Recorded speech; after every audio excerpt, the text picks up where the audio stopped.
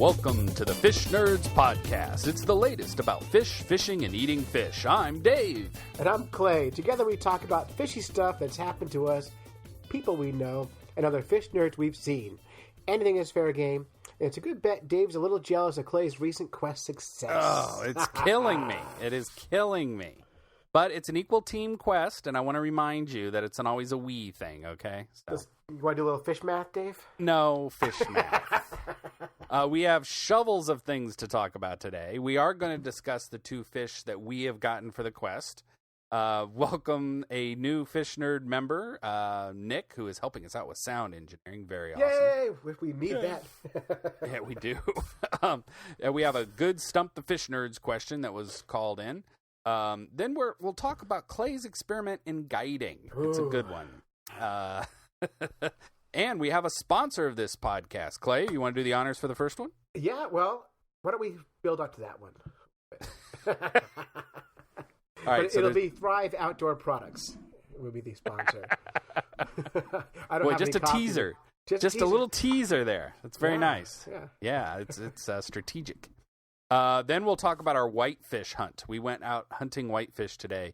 Lots of good stories, not a lot of fish. Then we'll talk about the challenge of cooking minnows, a Kickstarter project coming up, as well as fish in the news, and this week in Fish Nerd Nation. Lots of stuff to talk about. Wow, that is a lot of stuff. Where do we start? Well, we start about the first, the two new quest fish. What's up? Two new quest fish. Well, just as a reminder for new listeners, we should always go back in time and remind you what the quest is. So for those who don't know, who aren't already part of the Fish Nerd Nation, Dave and I went on a quest in 2011 to catch and eat every species of freshwater fish in New Hampshire. Sounded simple then. Sounds simple now. And it turns out we gave ourselves 1 year to do it, and 1 year wasn't nearly enough time. So here we are in 2013. We're at fish number 44 as of today. Yay! Because just a couple of days ago, we picked up fish number 43. I lost track already. It's a good thing we don't live in a state with more fish. Oh, gosh, it'd be crazy. But we picked up the last two fish a few days ago. We picked up a northern red belly dace and a fine scale dace. Dave, tell them the difference between those two fish. Okay, so a northern red belly dace is very distinct. It's a minnow-looking fish, large eye, a dark stripe through it, and a small fish found in swampy habitat. A fine scale dace is very distinctive. It's got a big eye. It's a silver little fish with a black line and lives in a swampy habitat. Yes, exactly. And they live in the same habitat. They share the same watershed, and they hybridize together. Yes. So they're very difficult to tell apart. Like, really difficult. Really difficult. So much so that the fisheries biologists, now these are the guys that see fish, in their sleep. They see so many fish. They even say, I don't know. They're really difficult to tell the difference. Well, in the field, you really can't. In a laboratory, you can. They usually dissect them and they measure the intestinal length. And one of them has a longer intestine than the other. That's the giveaway. So if you're good at eyeballing intestines, looking at something and going, I bet that intestine is about yay long. But that would require you to catch two fish exactly the same size. Otherwise, your comparison's off. Yeah, that's true. So we did not get into intestinal measuring. No, so I drove to Colebrook the other day actually a week and a half ago. I drove to Colebrook and I had my microfishing gear. I had number 20 hook on my line, a little tiny sliver of worm. Colebrook, by the way, if you don't know, is near Canada. From where I live. It's about 100 miles from my house. It's a 2-hour drive. It's long way away, and there's nothing between my house and there. Yeah, it's maybe one of my favorite spots in New Hampshire because it reminds me of home back in Indiana. The Connecticut River Valley is right there, and so it's this kind of wide river valley, pretty rural, some cattle farms here and there and other farms here and there. It has a really nice vibe. I like it there. Yeah, I like it, but I don't want to go back. So when I drove all the way up there, and the reason I went there is because Fish and Game gave us some data and told us those fish live in a little pond in Colebrook. So I drove there, had all my gear with me, and I threw a line in the water, and I kept seeing all these teeny tiny fish. I mean, they were really teeny tiny fish. And so teeny tiny that number 20 hook, I couldn't catch them on. And number 20 hook is a really tiny hook. Really tiny. So I grabbed one with my bare hands, because that's the kind of guy I am. I took its picture, let it go. One of the quest rules, if you don't know, is we have to catch all the fish using a legal method. And catching fish by hands is not legal. Yes. Which is why I let it go. So I let it go, drove all the way home, emailed the picture to a few people, our Fish Nerds Facebook page, some biologists, confirmed it was the fish we needed. So then last Friday, my 3-year-old daughter and I drove all the way back to Colebrook with a number 32 hook. Wow. Which is really little. Yeah, I think that's about the smallest one they make. It might be, but we did even better than that. We went to North Country Angler, a local fly shop, and we said, how would you catch this fish? And, of course, they said, well, I would fly fish for it because I don't want to catch fish. And so they recommended I tie a fly to look like a little nematode, a little worm, a little white worm. Oh, white nematode. Nice. Yes. Genius. Brilliant. So I did. I found my father-in-law's I guess my grandfather-in-law's old fly tying kit, and a really fun kit to go through. It has polar bear fur and all kinds of crazy stuff in it. But I skipped all the polar bear fur. I used a little piece of thread. I tied a piece of white thread on the hook. That was my fly. Wow, nice. I know. So you get to name it, right? Oh yeah, let's name the fly. That's right. Because you can't call it nematode. No, we got to come up with some better name. No, you need like stringy White thing, or a Stringy McPherson. Yeah, you need to have a good name. Like they have they don't call caddisflies, right? They call them like gray ghosts, and I don't even understand any of the language they use. But did I ever tell you about the fly I invented? No. Yeah, so I used to tie flies, and I invented a fly. It was a number 6 hook, and I took a button, and I glued a button to the front of it. And then made a woolly bugger on the back end, right? And a woolly bugger is this big kind of fluffy thing that imitates crayfish and things. But it was really cool because when you reeled it in or stripped the line in, the button caused it to wobble, right? And so it would wobble through the water kind of like a big popper. Got a wobble bugger? Yeah, it was. Well, the name was a 501. Oh, from the jeans. Yeah, it's a button fly. Oh, I love it. And you invented it. I did, yeah, as far as I know. So I still have a couple of the 501s around, but did you catch a fish on it? Yes, hey, they were actually pretty good for bass.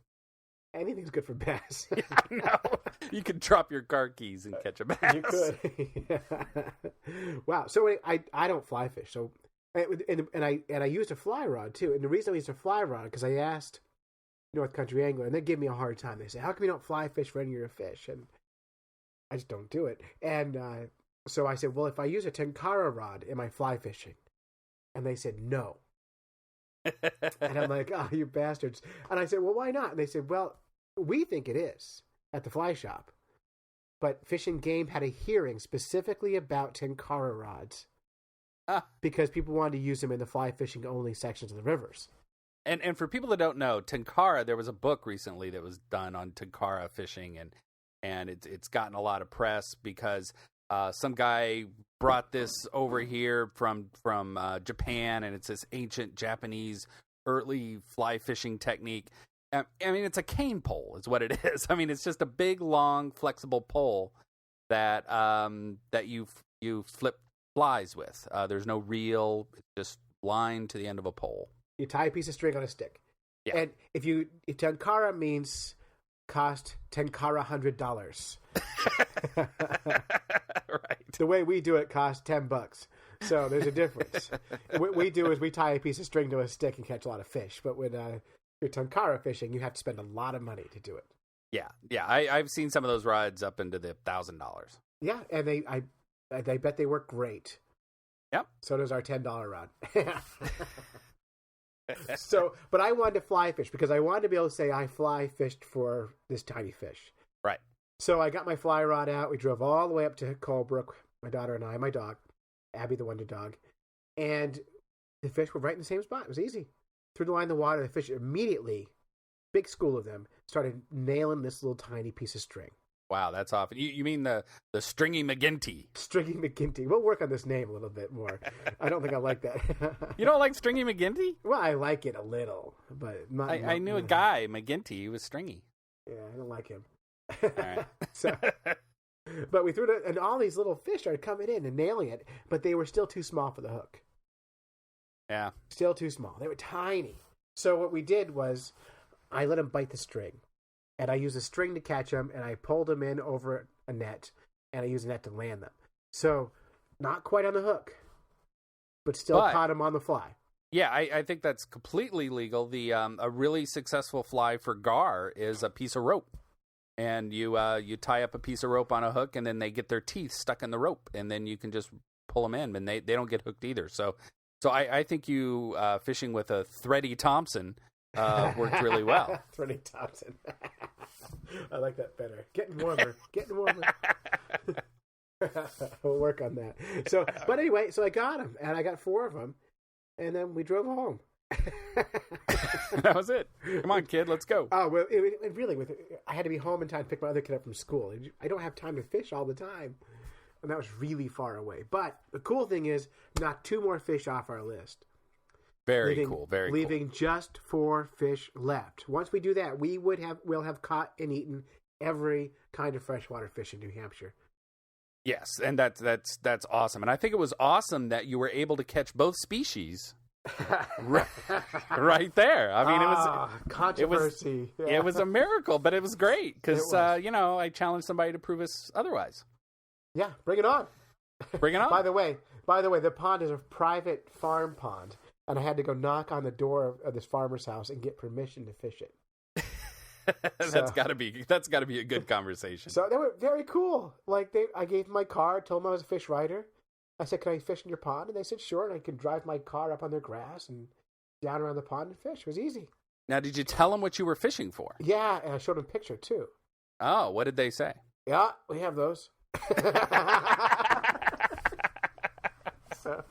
Yeah. That was the conversation, That's awesome. Well, that's great. So good story, good fish. All good. It's all good, and now we got to eat them. Yes. Yeah. And we got to come up with a good recipe for dace. Ooh, and we've been using alliteration as our guide for most of what we've been doing. So, do we try to do alliteration with a northern red belly dace? I maybe dace dip would be appropriate. I was thinking Hollandaise sauce. Oh, that's nice. Yeah. We can make a dace daiquiri. Dacery. Oh, that sounds terrible. Just really bad. So we'll still figure it out, but that is awesome.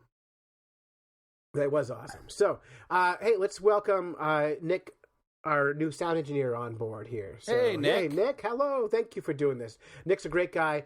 Lives in North Conway. Been a friend of mine for a bunch of years. Got a couple of kids. And we put it out on Facebook looking for some help with our podcast. He's kind of a audio nerd. He has a basement studio, so he's volunteered to help us out. So we're super excited to have him on board with us. Once again, Fish Nerds coming through, helping the cause. It takes a nation to run a podcast. Yep, got to share the nerd love. So thank you very much. Thanks. Yes, indeed. So, boy. So we jump right into Stump the Fish Nerds? Yeah, let's talk about Stump the Fish Nerds. All right, well, we got 2 Stump the Fish Nerds questions this week. Okay. And I should announce, starting on our next podcast number 17, until probably Thanksgiving, anyone who calls in with a Stump the Fish Nerd question will be entered to win a box of handmade ice fishing tip-ups. Oh, wow. That sounds like a great deal. Beautiful. Made out of cherry. They've never seen water because I can't figure out how to use them. But but they're awesome. They're pretty. I'll put a picture up on Facebook and see if we can't increase this segment of Stump the Fish Nerds. So that's great. Handmade tip-ups. Handmade tip-ups, awesome. Yeah. I think they require snow, though, so you have to have snow to use with them. So, yeah. Wow, that's impressive. That's I may send in a question. You can have them.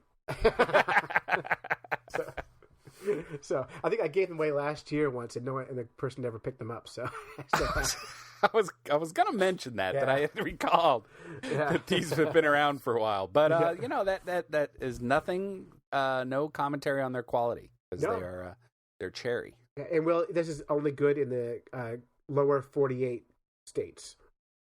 So our worldwide listeners, I can't afford to ship them to England or I get France or whatever. You don't get ice there anyway. So all the caveat. It's always a rule. Many will enter, few will win. That's what they always say. Is one a few? Yes, it's quite a few. All right. It is. So Stump the Fish Nerds. We have two today this week. The first one, it came from Facebook from our friend Stacy, and she says, "Help me, fish nerds. I cooked trout last night in my kitchen, and now I can't get the stink out. What should I do?"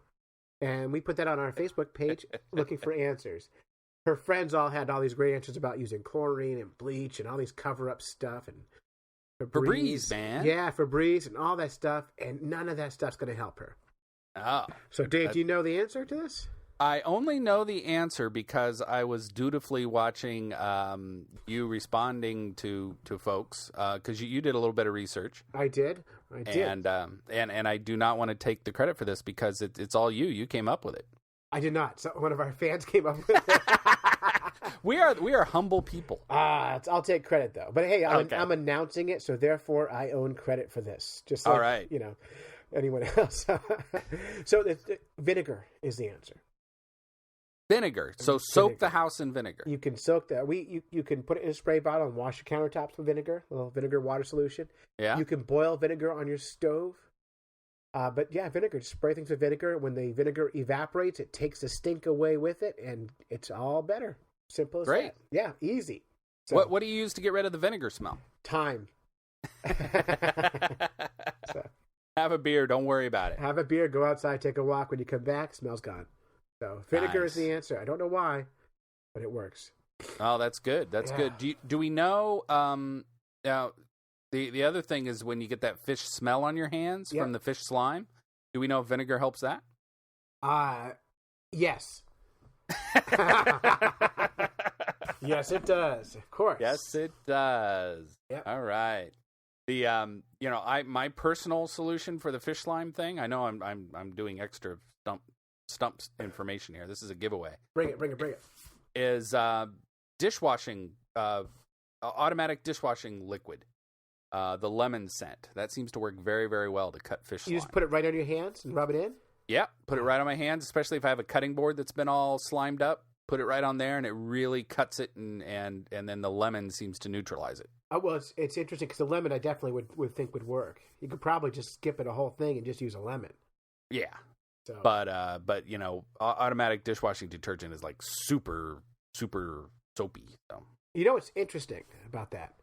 What? It's funny you brought that up because my wife, Kristen, my wife, has we're going like all natural with cleaners and using vinegar cleaners. We make our own laundry detergent. We started making our own dishwasher detergent. Oh, okay. Yeah, and it looks great, but our dishes are not getting very clean. It is possible my dishwasher is broken. But it could be. There seems to be a timing correlation with the switchover in soap. So we'll have to do some experimenting with that. But we're not using any harsh chemicals, and so at least the soap that we're chewing on is clean. Nice. So anyway, that's sidebar. So that's our first Stump the Fish Nerds question. And then the second one's audio recording, right? An audio recording. I can't play it, Dave, because my stuff isn't working. Can you get it on your iPhone? No, but we will assume Nick can splice it in. All right, Nick. at this point, please place in the audio file that we sent you. Hello, fish nerds. This is Tim Moore calling from Portsmouth, New Hampshire. My question to you guys is, at the mouth of Portsmouth Harbor, between the main shoreline and Wood Island, there are some square structures that stick up out of the water. What were those built for?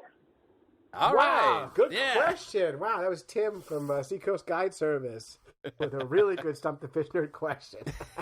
Tim, it's a stumpy one. Uh-huh. So it's funny though you mentioned that. I actually happen to know this one, and I know it because I've been on a couple of those harbor tours. The University of New Hampshire runs discovery tours where if anybody has a chance to catch one of these, they have a research boat that you can figure out how to get on a discovery tour. And they talk about those as being submarine deterrents. And I've always heard that they were the anchors for submarine nets. That in World War II, they strung nets across Portsmouth so the enemy subs wouldn't sneak in. And then I also heard that the crib structures were built on that ridge that runs out to Woods Island to kind of prevent boats from zipping across it at high tide too. So they were really planning on having to defend Portsmouth Harbor pretty severely. And that's been happening for hundreds of years, right? There's Fort Stark that was built out there, Fort Constitution. So Portsmouth Harbor, you don't want to mess with Portsmouth Harbor. Nope, don't try to get their beer. But a submarine net, can you imagine? I checked online to see if I could see what one would look like, but it's got to be huge mesh. I mean, I'm sure Fish and Game has regulations on it. I was going to say that. It had to be a certain width. You can only use them certain months of the year. And subs can only be subs can only sub. It's got to be the right size sub, so you can't, scuba divers can swim through no problem. Personal submersible machines, you can't keep those. Only large nuclear subs, Subs must be returned to the water that they were extracted from, and no invasive subs. You can't transplant subs. Right. Yeah. So right. Lots of sub rules you have to check with Fish and Game on that. But, right, and that, by the way, that was Tim calling in. He knew the answer to that question before. He knows. He knows. He was trying to stump us. He was trying, but we are tough. Well, and what we'll do is we'll schedule a time to give him a call back, and we'll see if we're right, because we really don't know if we're right. We know. Well, I assume. I always assume correctness. But we'll call him back and hear it right from him if he thinks that was the right answer or not. So. All right. I love if he has a different answer. Oh, I know. That would be good. And then we can accuse him of making stuff up. But he's been killing it. I was talking to a friend of mine is a client of his. He's a Seacoast Guide Service out here. And Vero, her name's Vero. She's this French woman that is like a super sportswoman. And today, Clay, I was talking to her. And this, I don't know if this is a segue into our whitefish hunt or not, but it should be, because I was talking with her today, and she went fishing this morning with Tim. Yeah, I saw the pictures on Facebook. If you guys are on Facebook, we'll share them out from his guide service page. They killed him. They killed him. Literally killed him. I mean, they took the fish home. And she is like a fish's nightmare, Like she was telling me that just the other day, her and her husband were walking down by the pond, and he was just casting around. They caught a nice largemouth, and she whipped out a pocket knife and flipped it right there. It's funny because we're so used to our culture of catch and release, catch and release, catch and release. It's almost refreshing to see people eating a fish once in a while. Oh yeah, and I like catch and release, but it's also nice to see people enjoying everything about fishing. Yeah, exactly. I mean, we eat lots of animals, and to do it yourself is really cool. And she was telling me that she cooks them in parchment paper. Oh, that sounds great. Yeah, so we'll have to get her on Fish Nerds, and she can tell us how she cooks it. But yeah, she only uses parchment paper and kind of wraps them up and does a bunch of French stuff to it. So cool. It's cool. Sounds great. Good. But we didn't kill him today. We did not kill them today. But before we do that story, I want to talk about Thrive Outdoor Products. Do it. Okay, I don't know much about them yet, but they're going to be our first sponsor starting in our next podcast. This is just a preview. If you're interested in checking out Thrive Outdoor Products, for now, just go to Facebook and just do a search for Thrive Outdoor Products. Like their page, you can see some of their initial products. They're going to be putting out, looks like mostly apparel, like like shirts and hats, stickers, that sort of thing. But they're going to branch out from there. So next week we'll have a commercial for them on the air. We'll read on the air, our first one, which we're excited about. But in the meantime, show a little love to them. Hit their Facebook page, Thrive Outdoor Products. Hit the like button. Tell them the Fish Nerd sent you, and that way they can feel good about supporting us. So it's American to support entrepreneurship. I'm just saying. Yeah, and they're from California, so we're national. Wow, that's awesome. It is awesome. So let's talk a little bit about our hunting today, Dave. Yes, so we went up to our favorite lake, Silver Lake. I hate that lake. I hate Silver Lake. Silver Lake is the beauty queen of the lakes. Uh-huh. It's the homecoming queen. It's the girl in high school that you followed around, just loved to be around, but there was just nothing happening. Right, it's pretty, it smells nice, but there's nothing going on. There's nothing going on. No luck, nothing. Nothing. Big lake. It's absolutely beautiful lake. And we got out there. Wind was blowing lightly. Dave has his tripod out. He's ready to take some pictures because we have very few pictures of the two of us together. Yes. Very few. I think maybe 4. So. Well, now we have 5. Now we have 5. So we're taking all these pictures, and they come out okay. We're joking around a lot. And we finish that up, and we start putting the boat in the water. And this old guy comes up with his binoculars. And he goes, "Did you guys see that?" And we said, "See what?" He goes, "See that moose?" And we're like, "Oh, come on." We're like, "What moose?" "Oh, he swam right past you in the water while you were playing on the beach." And we're like, "Yeah, he's a little crazy." It was mid-morning. We thought he was hitting the sauce a little early. A moose going across. He described this moose with this big rack of antlers swimming across the lake right behind us.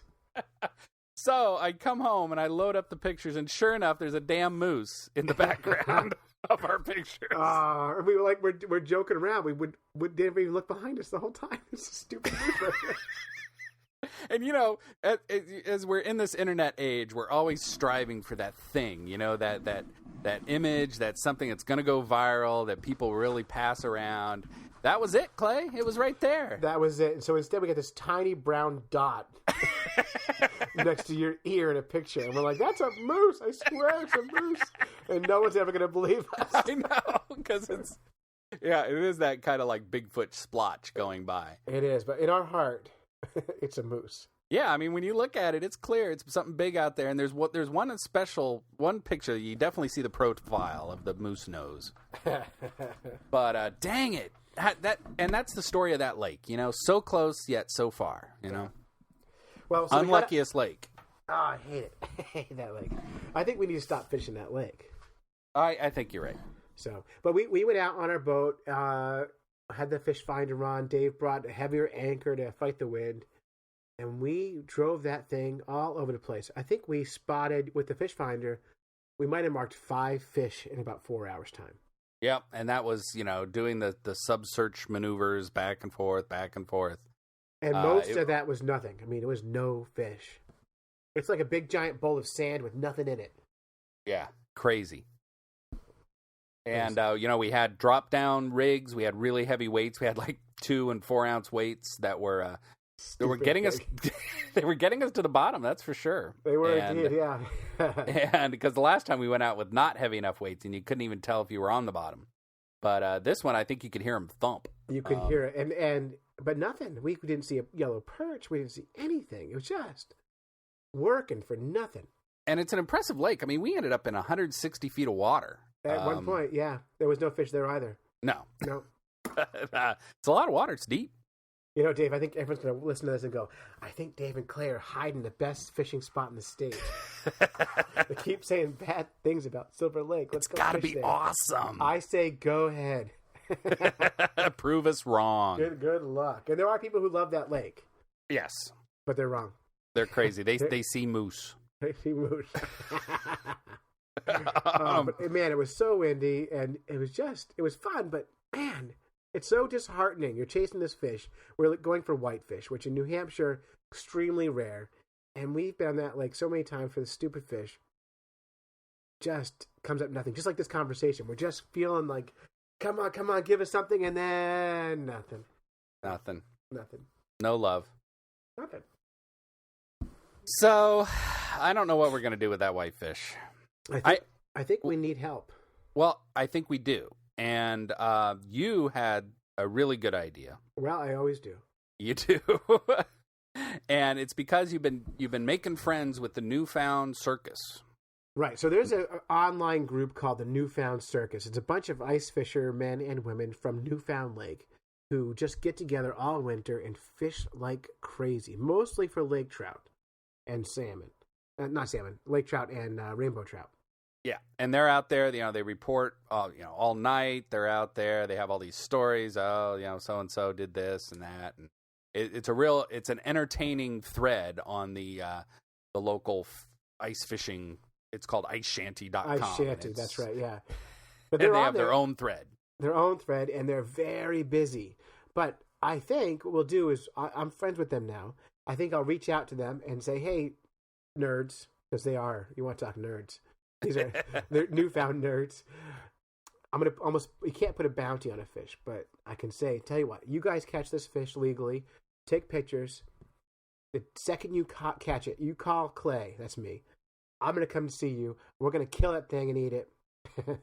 And they'll then become quest members. They can be deputized into the quest. Yeah, and you got to save a bite for me, though. I mean, I got to have something. You get the eyes. Oh, okay. Yeah. Now, we'll save you some, because that's part of the quest. We both have to eat the fish. So yeah. But, man, and if we could just get that fish, we'd be so, so happy. So we're going to deputize them. Deputize. Give them a little badge. We ought to send them badges. We ought to send them fish nerd badges. And spurs. See him walking across the ice. Well, y'all aren't from around here, are you? So yeah. Mighty so fine-looking yellow perch you got there. So we're going to enlist an army to catch our whitefish. That's right. We need help. So the other fish we're after are tesselated darters, swamp darters, and creek chubsuckers. Yep. And if you guys know how to catch those fish on a hook, please tell us. And I don't think, the darters, I think the microfishing crew people have caught darters on hooks. But I honestly have never seen a person on the internet catch a creek chubsucker on a hook. Nope. So, might not be possible. It may not be possible. I think if it is, we'll do it, though. Yeah, I agree. Yeah. All right. Wow, so much going on here. Let's move forward a little bit here. I agree. Why don't we skip right to Fish in the News? Fish in the News. So the Huffington Post posted a story, and this is how rumors get started, right? So the Huffington Post ran a story just the other day. Actually, it was the 24th. So today. We're so up to date. It was what? I said we're so up to date. We are up to date. If we could only get our podcast onto the internet on time, we would feel so current. But Nick's going to help us with that. So. Nick will solve those problems. Yes. Yes. But the article, the big headline for the Huffington Post is 10-inch pacu, testicle-eating fish caught in how do you pronounce that? Passaic. Passaic. I'm from New Jersey. I can help. I knew you were. Yeah. Passaic, New Jersey. Yep. So, testicle-eating fish. Passaic, New Jersey. Yeah. Anyway, testicle-eating fish. Because the reason they think it's a testicle-eating fish is that a couple of weeks reported here on Fish Nerds, there was a Swedish warning that a pacu was out in the water and that swimmers should beware because they suspect they might eat testicles because they eat fruit in the Amazon rainforest where they're from. Specifically, it said nuts in the article. Oh, that's right. That was on CNN. That's right. Thanks for reminding me about that. They did say specifically nuts. That was their justification. So Huffington Post is like, okay, sounds good to me. I think you got it wrong. Oh, yeah? I think the Huffington Post was listening to our podcast. Oh, you're probably right. It's more likely us than CNN. I think you're probably right. Of course.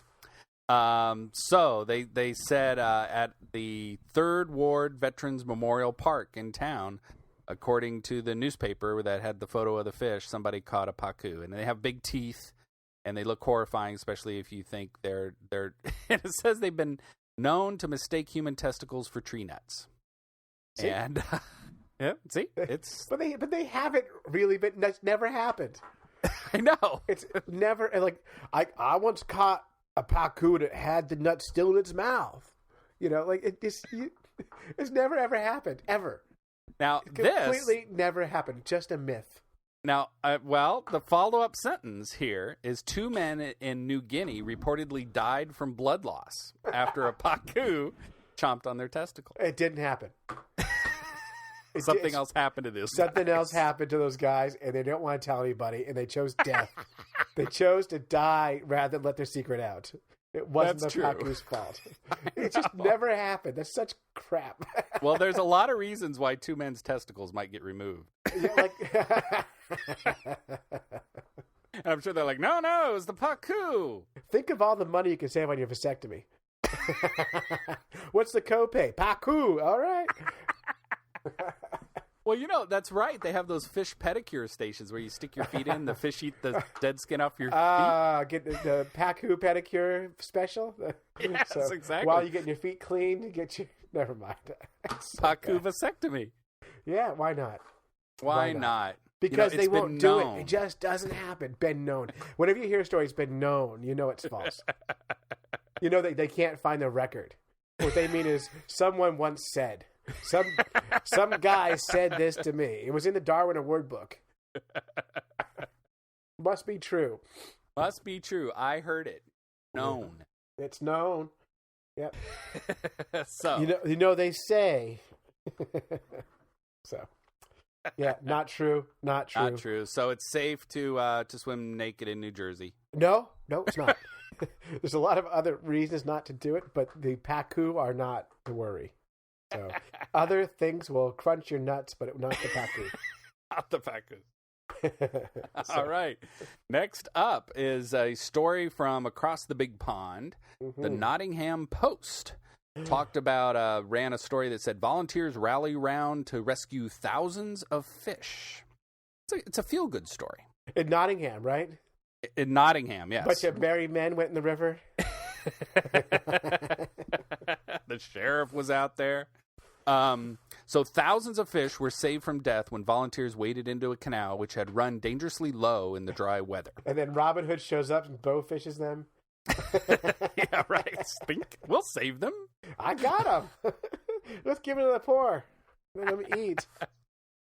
A walker first spotted fish gasping for oxygen in the section of the canal near a park on Sunday afternoon. So that was on the 22nd. This story is on the 24th. She began phoning the authorities, which led to around 20 local people springing into action. I love the idea of the authorities. Of like, who are the authorities? I just happen to have in my cell phone the Carp Authority number. So. Well, everybody has the Sheriff of Nottingham's number. Right. So everybody knows he's the authority. Well, I guess in Nottingham, calling the sheriff just revolves around you yelling, "Hey, sheriff!" I think so. Come look at this.